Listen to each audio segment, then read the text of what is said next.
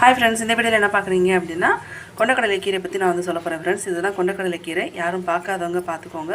இப்படி தான் இருக்கும், குட்டி குட்டியாக இலையெல்லாம். இந்த கீரையை வச்சு நம்ம வந்து குழம்பு செய்யலாம், கூட்டு பொரியல் செய்யலாம். மகாராஷ்டிராவில் இந்த கீரை வந்து ரொம்ப ஸ்பெஷல். டிசம்பர் மந்த்தில் அந்த கீரை வந்து வர ஆரம்பிச்சிடும். ஒரு சில இடத்துல டிசம்பர் மந்த் ஸ்டார்ட் ஆச்சு அப்படின்னாலே கிடைக்க ஆரம்பிச்சிடும். ஒரு சில இடத்துல வந்து லாஸ்ட் வீக்கில் இல்லைன்னா 15ஆம் தேதிக்கு அப்புறம் வந்து பாதி மந்த் முடியும் இல்லையா, ஸோ அந்த டைம்லேருந்து நமக்கு வந்து கிடைக்கும். பொங்கல் டைம்லலாம் அந்த கீரை வந்து ரொம்ப ஸ்பெஷல் ஃப்ரெண்ட்ஸ். மகாராஷ்டிராவில் இந்த கீரையை வச்சு யூஸ் பண்ணுவாங்க ரெசிபீஸ்.